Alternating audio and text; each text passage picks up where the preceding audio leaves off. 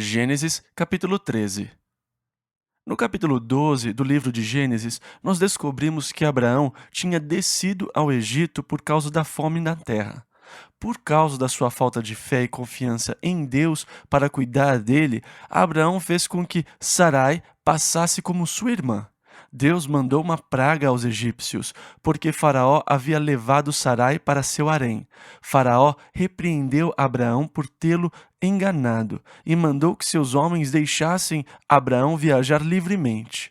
No capítulo 13, Abraão está voltando do Egito. Capítulo 13, versículo 1.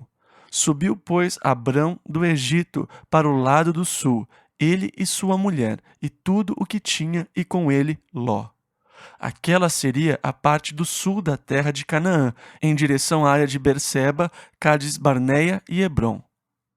Versículo 2. E era Abrão muito rico em gado, em prata e em ouro. Deus tinha abençoado Abraão materialmente. Ele era muito rico em gado, em prata e ouro. Versículo 3. E fez as suas jornadas do sul até Betel, até ao lugar onde a princípio estivera a sua tenda, entre Betel e Ai. A primeira vez que Abraão entrou na terra, ele parou em Siquém, mas depois voltou ao rio Jordão e se dirigiu a um lugar alto, uma montanha. Este é o ponto mais alto na cadeia de montanhas de Jerusalém, que na verdade começa na área de Samaria e vai até Berseba. Um pouco antes de chegar a Berseba, você pode ver as montanhas de Jerusalém sumindo ao longe, mas esta é a parte mais alta. Há uma montanha entre as cidades de Betel e Ai, a montanha de onde ele tinha uma visão maravilhosa de toda a terra. Quando Abraão chegou, ele pôde ver toda a terra e edificou ali um altar ao Senhor e o adorou. E agora ele volta a Betel. Este lugar, na verdade, tem muito significado. Foi perto de Betel que Jacó, quando fugia de seu irmão Esaú, usou um travesseiro de pedra, teve um sonho e teve consciência da presença de Deus. Foi lá que Deus fez uma aliança com Jacó e disse, lá em Gênesis 28:15, e eis que estou contigo, e te guardarei por onde quer que fores, e te farei tornar a esta terra, porque não te deixarei até que haja cumprido o que te tenho falado. E Jacó fez um voto, um acordo com Deus, e disse, de tudo quanto me deres, certamente te darei o dízimo. Jacó faz um voto com Deus e deixa Betel. Mais para frente, Deus diz a Jacó, eu sou o Deus de Betel. E o Senhor ordena que ele retorne a Betel. Foi em Betel que Jacó pela primeira vez teve ciência de Deus, e Deus depois mandou que ele voltasse para aquele lugar, o lugar onde ele teve consciência do Senhor. Mais ou menos o que Jesus diz à igreja de Éfeso, para que volte ao seu primeiro amor, aquele lugar onde você se encontrou com Deus pela primeira vez, ou que teve consciência de Deus pela primeira vez. E parece que Deus procura nos chamar para voltarmos ao princípio da nossa fé, ao começo da nossa devoção, aquele estado de excitação pelo conhecimento de Deus e por poder caminhar com Ele. Às vezes, começamos a esquecer a glória dessas coisas. Nossa experiência cristã começa a se tornar prosaica, trivial. Eu prossigo, mas eu perco o estímulo. Em Jeremias 2, Deus perguntou a Israel uma vez onde estava o amor do seu noivado. Ele disse, quando eu chamei Israel entre todos os povos, ela era santidade para o Senhor. Em outras palavras, o povo tinha consciência de Deus, eles tinham muita ciência da presença de Deus e estavam muito excitados com as coisas de Deus. E Deus está dizendo, onde está o amor do teu noivado, de quando eu te tirei do Egito e quando você me conheceu e teve ciência de mim? Nós podemos ver as ações do Espírito de Deus como o que temos aqui hoje. E é emocionante ver a obra do Senhor e ver todos interessados em Jesus, cientes da sua presença, do seu poder. Nós vemos a sua obra e há a beleza da emoção da obra do Senhor em nosso meio. É sempre um dia triste e trágico quando essa emoção começa a diminuir e começamos a deixar de valorizar o Senhor, a sua presença. As coisas que um dia foram tão especiais, importantes e emocionantes para nós. Que Deus nos ajude para que nunca esqueçamos a sua bondade, a sua graça e as bênçãos que experimentamos. Eu oro para que aquela emoção nunca diminua, mas que a cada dia estejamos mais estimulados com a presença de Deus e com a obra e o poder do Espírito em nossas vidas. Que nunca percamos a sensação que aquela experiência de Deus trabalhando em nosso meio nos dá. Deus está demonstrando seu amor e seu poder. Que nosso relacionamento com Jesus Cristo seja sempre renovado. E então Abraão voltou a Betel, ao lugar onde ele tinha construído um altar e oferecido um sacrifício a Deus, e onde Deus havia lhe prometido toda a terra que estava diante dele. Versículos 5 ao 7. E também Ló, que ia com Abraão, tinha rebanhos, gado e tendas, e não tinha capacidade a terra para poderem habitar juntos, porque os seus bens eram muitos, de maneira que não podiam habitar juntos. E houve contenda entre os pastores do gado de Abraão e os pastores do gado de Ló. E os cananeus e os perizeus habitavam então na terra. Aqui começou a haver problemas entre Ló e Abraão. Ló era sobrinho de Abraão. Harã, seu pai e irmão de Abraão, tinha morrido muito jovem. Ló ficou órfão e Abraão meio que o adotou, uma vez que ele ainda não tinha filhos. Ele havia adotado e criado Ló, então Ló era como um filho para Abraão. E eles viajaram juntos. Mas agora ambos tinham se tornado muito prósperos. A mão do Senhor estava sobre suas vidas. Para vocês terem uma ideia de quantas pessoas viviam com Abraão, ele tinha cerca de 300 servos que ele podia armar para uma batalha, e Ló devia estar provavelmente numa situação semelhante. Então, como a terra não era grande o suficiente para que todos pudessem levar o gado e as ovelhas para pastar juntos, começou a haver contenda entre os servos de Ló e os servos de Abraão. E Abraão chamou a Ló. Versículo 8 ao 10. E disse Abrão a Ló: Ora, não haja contenda entre mim e ti, e entre os meus pastores e os teus pastores, porque somos irmãos. Não está toda a terra diante de ti?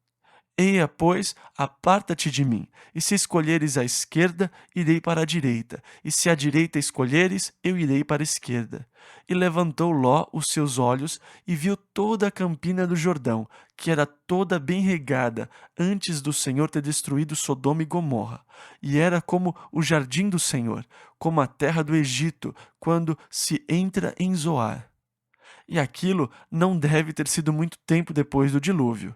A grande fenda africana, de alguma forma, se relaciona ao dilúvio. Como já mencionamos, houve uma grande mudança na superfície geográfica da Terra na época do dilúvio, e o Mar Morto foi formado, na verdade, porque não havia vazão, uma saída, para o Rio Jordão. No começo, o Mar Morto não tinha tanto sal, que tem passado pelo solo com o passar dos anos. E porque não tem saída para o Mar Morto, todo o conteúdo do sal mineral tem aumentado continuamente pelos séculos, e hoje não é possível que haja nenhuma forma de vida no Mar Morto. Mas, naquela época, a concentração de sal provavelmente não era tão alta como a de hoje, e antes que Sodoma e Gomorra fossem destruídas, tudo era bem irrigado e havia uma rica vegetação. Lá é um vale. A superfície do Mar Morto está a cerca de 400 metros abaixo do nível do mar e o clima é tropical. Fica muito quente no verão e bem moderado no inverno. Normalmente, durante o inverno, a temperatura fica entre 20 e 26 graus e pode alcançar os 30 graus. Por isso, é ótimo para cultivar frutas tropicais, como mamão, papaya, manga e outros tipos de frutas tropicais. E todo tipo de vegetação de frutas cítricas cresce abundantemente na região de Jericó, onde eles têm um excelente suprimento de água fresca. É interessante porque, sendo uma depressão, é tão baixo que as nascentes que saem das montanhas fluem direto para o vale. E antes da destruição de Sodoma e Gomorra, o lugar era muito parecido com o jardim do Senhor. Então Ló viu aquelas terras de vegetação rica e escolheu se mudar para lá. Versículos 11 e 12. Então Ló escolheu para si toda a campina do Jordão, e partiu Ló para o oriente, e apartaram-se um do outro.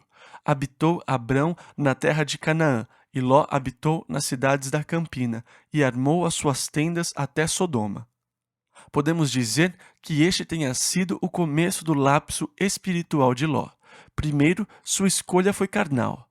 Ele não considerou Abraão e suas necessidades. Ele olhou para si, escolheu a campina do Jordão e depois armou suas tendas na direção de Sodoma.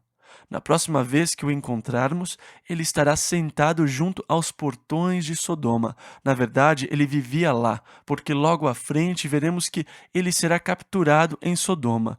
Ele armou suas tendas na direção de Sodoma. Ele foi atraído por aquela cidade perversa. Versículo 13. Ora, eram maus os homens de Sodoma e grandes pecadores contra o Senhor. Aquele é um lugar mau, mas Aquele era um lugar mau, mas Ló pareceu estar atraído por ele. O pecado parece exercer um certo tipo de atração. Satanás o faz parecer muito atraente. Nós lemos em Provérbios 14, versículo 12. Há um caminho que ao homem parece direito, mas o fim dele são os caminhos da morte. É melhor saber onde esse caminho pode levar você. O pecado pode ser muito excitante, ele pode ser sensacional. Seria errado da minha parte se eu dissesse que ele não é. Ele pode dar muito prazer, mas resulta em morte. O sábio vai analisar para ver onde o caminho vai dar. Pode ser uma estrada divertida, ela pode estar cheia de encanto, estímulos, mas para onde esse caminho está me levando? E a minha ambição é a de um dia descer alguma corredeira, sabe? Lá no Grand Canyon ou em Idaho. Eu adoraria entrar num barco e descer uma corredeira. Eu espero um dia poder fazer isso. Agora ou no milênio, mas eu espero descer alguma corredeira um dia. Mas eu não tenho a menor vontade de descer algumas corredeiras. As corredeiras acima das cataratas do Niágara, por exemplo. Eu não duvido que elas sejam tão emocionantes como as do Grand Canyon ou quaisquer outras que você desça. Mas eu não gosto de onde ela vai dar. Você começa a descer. Legal, que divertido, muito excitante, emocionante. Mas o barulho das cataratas começa a ficar mais alto. Você está a caminho da destruição, e é assim o caminho do pecado. Excitante, emocionante, mas leva à destruição. O fim dele são os caminhos da morte. Ló foi atraído. Ele armou sua tenda na direção de Sodoma. Aquela cidade já era extremamente corrompida antes de Ló chegar lá. Habitou Abrão na terra de Canaã, e Ló habitou nas cidades da campina, e armou as suas tendas até Sodoma. Versículo 14. E disse o Senhor a Abrão, depois que Ló se apartou dele. E deve ter sido uma experiência difícil. Ló tinha se tornado um filho para Abraão. Eles eram chegados. Ele o amava e se despedir nunca é uma experiência fácil. Ló partiu e é sempre mais difícil ser aquele que fica. Eu acho que é mais fácil ir do que ficar. Vê-los partir sempre nos dá um sentimento de vazio, aquele aperto no estômago ao vê-los sumir atrás da montanha. E eu posso imaginar como deve ter sido para Abraão. Eles viajaram juntos por anos, provavelmente por cerca de 50 anos. Eles eram próximos, e agora ele vê Ló partir e deve sentir uma dor no coração, um nó na garganta. E então o Senhor vem e conforta Abraão, e disse o Senhor a Abraão depois que Ló se apartou dele. Versículos 14 e 15. Levanta agora os teus olhos e olha desde o lugar onde estás para o lado do norte e do sul e do oriente e do ocidente, porque toda esta terra que vês te hei de dar a ti e à tua descendência para sempre. A promessa de Deus a Abraão era desde a área entre Betel e Ai, do topo dessa montanha, para o norte, você vê a região de Samaria. E você pode ver o Monte Hermon num dia claro. A poluição não atrapalhava a visão naqueles dias. Olhando para o leste, você vê as montanhas de Moabe. Olhando para o sul, você vê a região de Jerusalém, as montanhas do sul de Jerusalém, todo o caminho que desce para a região de Berseba. Olhando para o oeste, você vê as planícies de Sharon e o Mediterrâneo. Deus disse: olhe para o norte, para o sul, para o leste e para o oeste. O mais longe que você puder ver, Abraão. Eu vou lhe dar esta terra, vou dá-la a você e à sua descendência. Deus lhe daria a terra para sempre. Mas os políticos querem tirar parte da terra dele. O que isso faz deles? Eu só arranjo problema com essas observações que eu faço, né? E amanhã eu vou receber uma dúzia de cartas.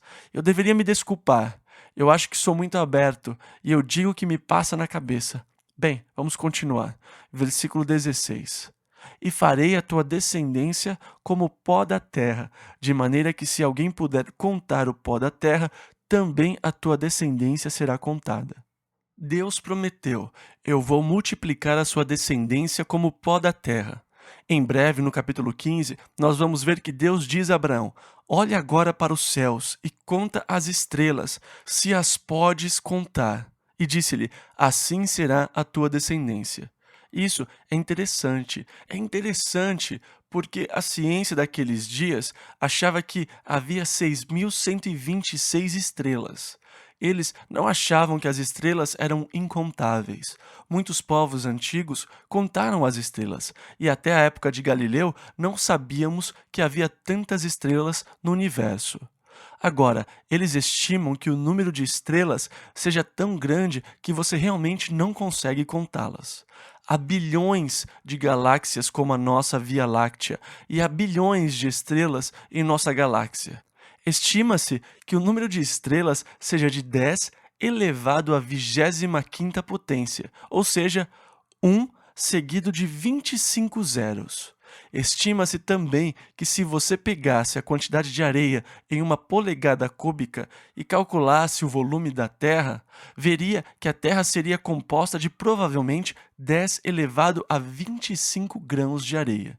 Quando Deus diz que irá fazer a descendência de Abraão como a areia do mar ou como o pó da terra e depois como as estrelas dos céus, vemos que são um número parecido. É interessante que Deus tenha passado a ideia de que eles sejam incontáveis. Você não será capaz de contá-los. Agora, a promessa de Deus diz que você não conseguiria contá-los, e qual foi o pecado de Davi? Ele tentou contar o povo. Ele fez um censo.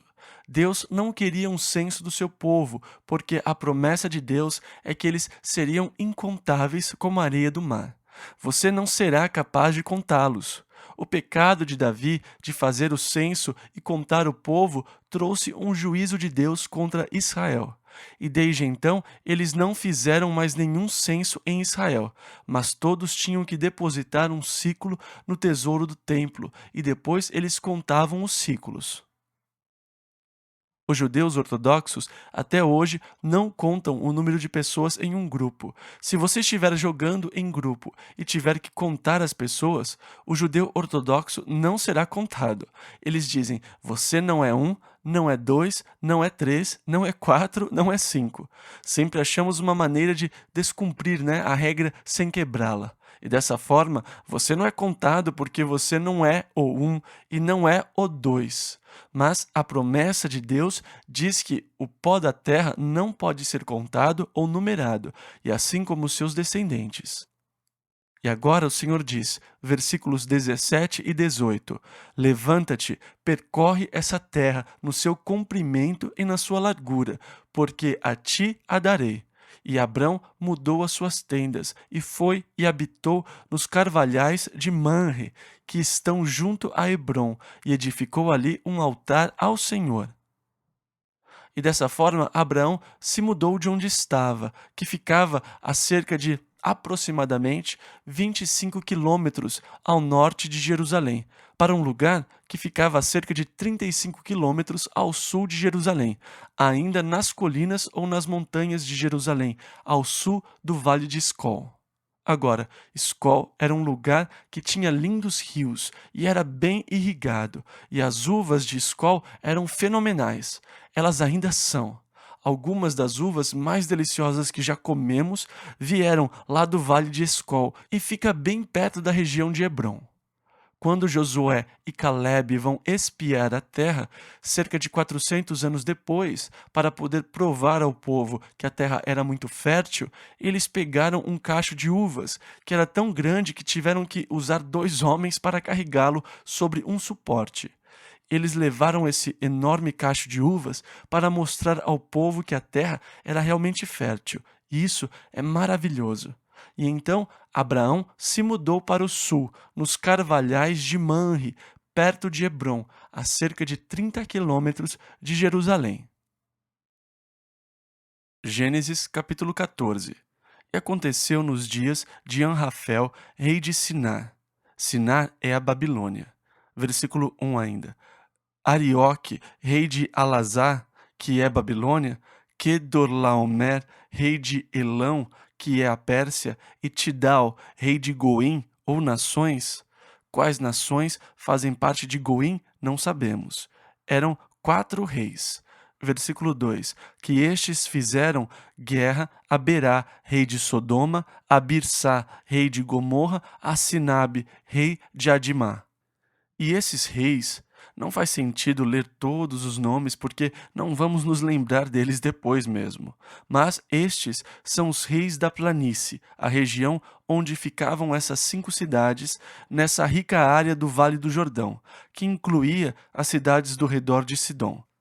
Versículos 3 e 4. Todos estes se ajuntaram no vale de Sidim, que é o mar salgado. 12 anos haviam servido a Kedorlaomer. E então Kedorlaomer, o rei da Pérsia, tinha conquistado a região e cobrava pesados impostos. Eles estavam sob esse tributo por 12 anos. Versículo 4 ainda. Mas ao 13º ano rebelaram-se. 13 é um número muito interessante, o número da rebelião. É significante que tenha sido no 13º ano que eles se rebelaram.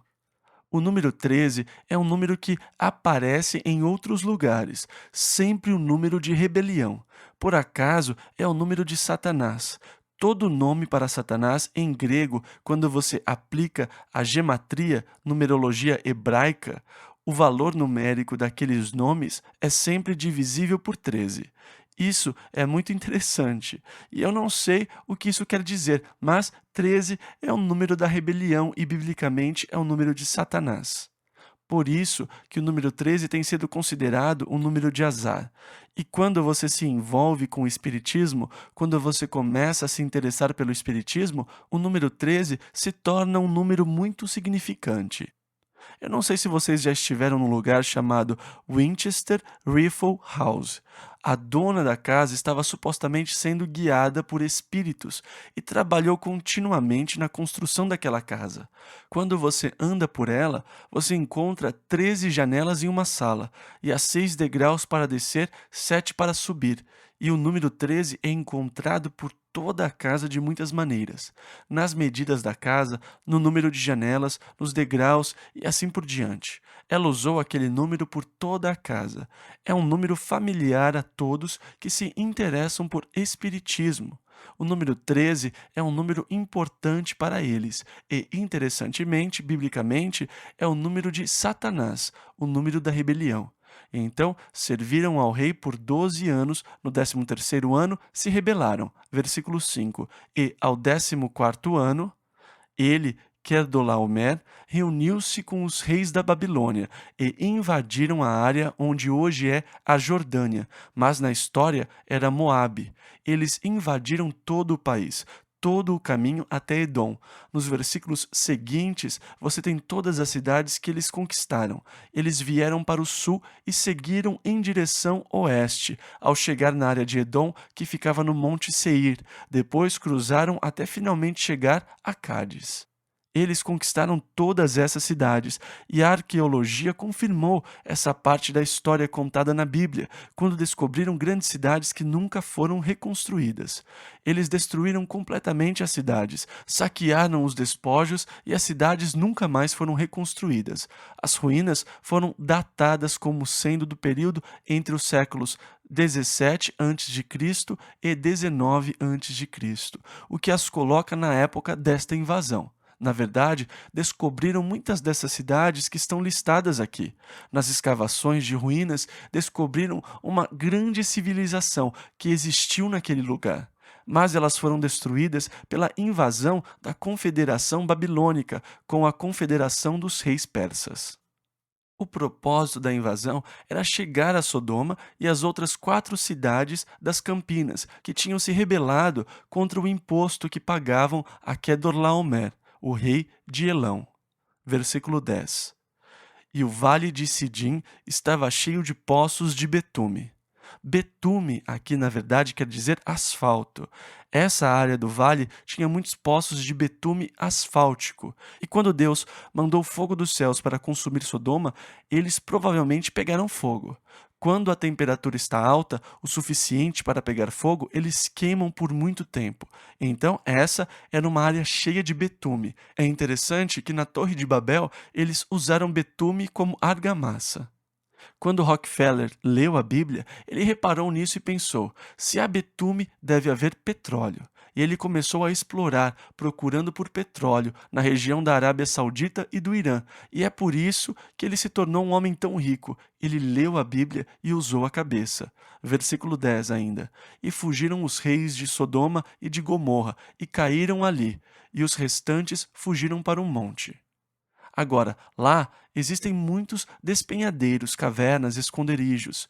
E Massada, que são fortificações na região, uma das montanhas contemplam a área que já foi Tiro e Sidom. Versículo 11 ao 13. E tomaram todos os bens de Sodoma e de Gomorra, e todo o seu mantimento, e foram-se.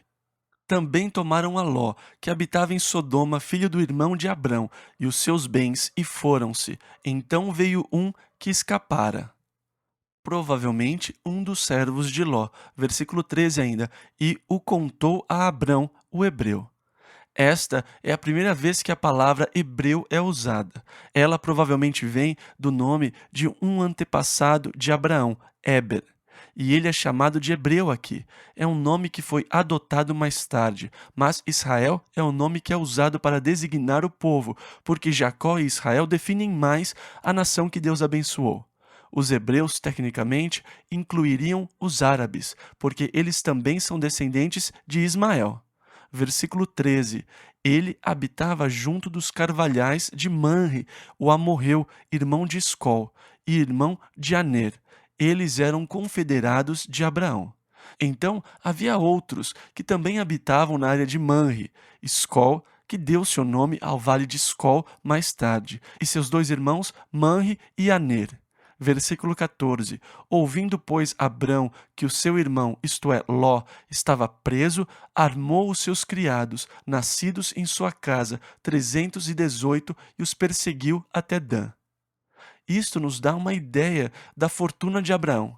Ele tinha 318 homens, servos seus, que poderia armar para a batalha. E você pode imaginar, com tantos servos assim, ele teria que ter um grande suprimento de comida, porque tinha a responsabilidade de cuidar de todos. E então, Abraão era um homem com muitos recursos e dono de uma imensa fortuna para poder sustentar e manter tantos servos.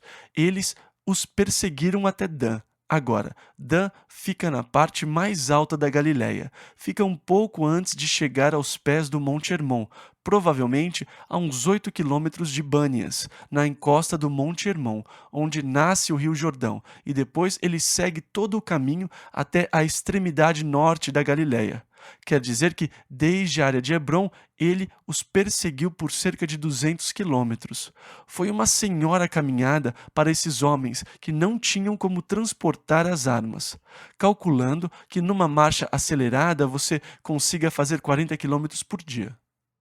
Você pode ter uma ideia do quanto eles perseguiram esses exércitos até os encontrar na área de Dan. Versículo 15: E dividiu-se contra eles de noite, ele e os seus criados, e os feriu, e os perseguiu até Obá, que fica à esquerda de Damasco. Damasco fica a uns 70 quilômetros, então eles chegaram de noite e os pegaram de surpresa, o que deve ter sido a coisa mais inteligente a fazer, porque os exércitos contra quem ele lutava tinham de 50 a 100 mil homens. E ele chega com seus 318 servos, mais os servos dos 3 irmãos que tinham se aliado a ele. Eles deviam ser, no máximo, um exército de 500 homens contra milhares que tinham dizimado quase uma civilização. Dizimaram 5 reis das Campinas. Abraão era valente. Ele investiu contra eles à noite. Eles provavelmente achavam que ninguém os atacaria, a não ser que tivessem um grande exército. Mas à noite eles não conseguiam enxergar quantos homens havia e foram pegos de surpresa. Estavam confusos e começaram a fugir. Mas de onde estavam era difícil fugir, porque você tem que subir os montes Golã. Você está encurralado e sempre que foge, você sempre tenta seguir a direção de casa. Dessa forma, eles subiram o Monte Hermon, porque como vieram pelo lado esquerdo de Damasco, voltariam por lá. Ao fugir, deram a Abraão e seus homens uma chance de acabar com seus exércitos e de destruí-los conforme eles subiam em sua direção. Eles os perseguiram até Obá, que fica à esquerda de Damasco, em direção ao norte, e assim Abraão destruiu esses exércitos invasores. Versículo 16: E tornou a trazer todos os seus bens, e tornou a trazer também a Ló, seu irmão, o seu sobrinho, e os seus bens, e também as mulheres e o povo. E, portanto, esses reis tinham levado muitos cativos, que se tornariam escravos. Abraão resgatou a todos e os estava levando de volta. Ao retornar, versículos 17 e 18, e o rei de Sodoma saiu-lhe ao encontro, depois que voltou de ferir a Quedorlaomer, e aos reis que estavam com ele, até ao vale de Savé, que é o vale do rei. E Melquisedeque, rei de Salém, trouxe pão e vinho, e era este sacerdote de El-Elion, ou do Deus Altíssimo. Versículos 19 e 20. E abençoou e disse: Bendito seja Abraão pelo Deus Altíssimo, o possuidor dos céus e da terra, e bendito seja o Deus Altíssimo, que entregou os teus inimigos nas tuas mãos. E Abraão deu-lhe o dízimo de tudo. E então, rapidamente, somos apresentados a esse personagem místico, Melquisedeque, sobre quem a Bíblia fala muito pouco. Ela não nos diz nada sobre seus parentescos, nada sobre sua mãe ou seu pai, não nos fala nada sobre sua genealogia. Tudo o que ela nos diz é que ele era sacerdote do Deus Altíssimo. Ele trouxe o que a Abraão? Pão e vinho, que são símbolos da Santa Ceia, da comunhão. Ele os deu a Abraão e o abençoou. Agora, o menor é sempre abençoado pelo maior. Portanto, ao abençoar Abraão, ele se coloca no nível superior a Abraão. E Abraão lhe dá o dízimo de tudo o que tinha. Novamente, o menor dá os dízimos ao maior, ao sacerdote do Deus Altíssimo. Abraão recebeu a bênção e, reconhecendo-o como sacerdote do Deus Altíssimo, deu-lhe o dízimo de todo o despojo que tinha consigo. Nada mais é dito sobre Melquisedeque, até que chegamos ao Salmo 110. De repente, sem nada que se relacione com os demais versículos do Salmo 110, nós lemos: Jurou o Senhor e não se arrependerá. Tu és um sacerdote eterno, segundo a ordem de Melquisedeque.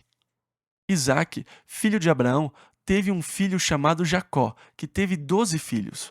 Um de seus filhos foi Levi, e quando a lei foi estabelecida, Levi se tornou a tribo sacerdotal. Eles eram chamados segundo a ordem de Levi, ou ordem sacerdotal levítica. Uma ordem refere-se à família. Agora, aqui está uma ordem sacerdotal que precede a levítica e que é superior à ordem levítica porque, em essência, Abraão, que era o bisavô de Levi, pagou o dízimo para Melquisedeque. Isso coloca a ordem sacerdotal de Melquisedeque como sendo superior à ordem levítica. Deus jurou e não se arrependerá. Ele o fez um sacerdote eterno, segundo a ordem de Melquisedeque. Aquele salmo continuou a ser um mistério, assim como o próprio Melquisedeque, até chegarmos ao livro de Hebreus, quando o mistério começa a ser elucidado.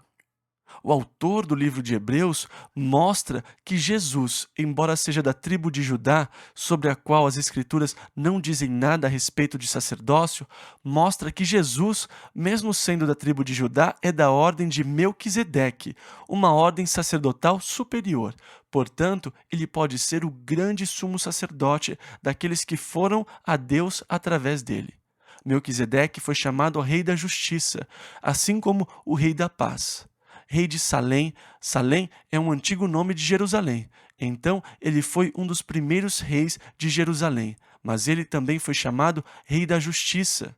É interessante que quando Hebreus se refere a Cristo como sendo da ordem de Melquisedeque, ele fala sobre Cristo fazer intercessão por nós como nosso grande sumo sacerdote. E lá em 1 João 2:1 nós lemos: temos um advogado para com o Pai, Jesus Cristo, o justo. Novamente, refere-se a justo, Rei da Justiça. Temos um grande sumo sacerdote, Jesus Cristo, literalmente o justo, aquele que entrou nos céus por nós. Agora, você vê como a palavra de Deus é interligada de uma forma linda. E este é apenas um pedacinho de Gênesis. Por si só, não entendemos muito. Se isso fosse tudo sobre Melquisedeque, ele estaria perdido na história como um personagem místico. Sabemos muito pouco sobre ele. Mais tarde, quando Davi escreve o Salmo 110 e diz: jurou o Senhor e não se arrependerá. Tu és um sacerdote eterno, segundo a ordem de Melquisedeque. E você pensa, o que é que Davi está falando? Este salmo não faz nenhum sentido. Ele não faz sentido enquanto não for ligado a Hebreus, quando entendemos que Jesus é nosso grande sumo sacerdote.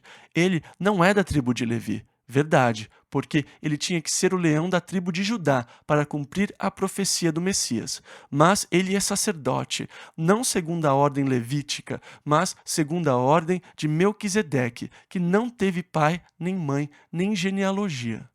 Agora, há muitos estudiosos da Bíblia que acreditam que Melquisedeque tenha sido o próprio Jesus Cristo. Isso é muito possível, na verdade. Jesus disse aos fariseus: Abraão exultou por ver o meu dia, e viu e alegrou-se. Disseram-lhe, pois, os judeus: ainda não tens 50 anos. Lemos isso em João 8, versículos 56 e 57. Jesus poderia estar se referindo a este encontro aqui. Agora, depois que Abraão recebeu os elementos da Santa Ceia, o pão e o vinho, e recebeu a bênção, versículo 21, e o rei de Sodoma disse a Abraão: dá-me a mim as pessoas, e os bens toma para ti. Ou seja, dê-me os reféns que você resgatou, e eu lhe darei os despojos. Versículo 22. Abrão, porém, disse ao rei de Sodoma: levantei minha mão ao Senhor, o Deus Altíssimo. E ele usa o mesmo termo agora que Melquisedeque usou com relação a Deus. El Elyon, o Deus Altíssimo. Levantei minha mão a Jeová, o Deus Altíssimo. Versículos 22 e 23. O possuidor dos céus e da terra, jurando que desde um fio até a correia de um sapato, não tomarei coisa alguma de tudo o que é teu, para que não digas: eu enriqueci a Abrão. Abraão tinha ciência de que as bênçãos e suas riquezas tinham vindo de Deus. Ele não iria deixar que ninguém mais levasse crédito por tê-lo enriquecido. Ele não queria que ninguém se gabasse e dissesse: eu tornei Abraão rico. Deus abençoou Abraão. Ele o tornou próspero e Abraão queria que apenas Deus recebesse a glória. Por isso, ele se recusou a ficar com qualquer coisa, nem mesmo um cadarço de sapato. Ele falou, versículo 24, salvo tão somente o que os jovens comeram e a parte que toca aos homens que comigo foram, Aner, Escol e Manre, estes que tomem a sua parte. Ele está dizendo, mas eu não vou ficar com nada porque eu não quero que você saia dizendo que enriqueceu Abraão.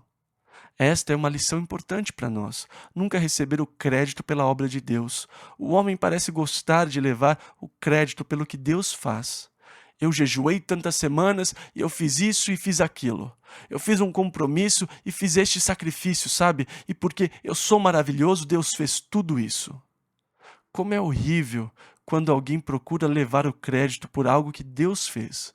A Bíblia diz que nenhuma carne se glorie perante ele. Lemos isso em 1 aos Coríntios, capítulo 1, versículo 29. E então Abraão foi muito sábio aqui, reconhecendo que a mão de Deus estava sobre a sua vida e que iria continuar a estar sobre a sua vida, porque Deus tinha prometido isso.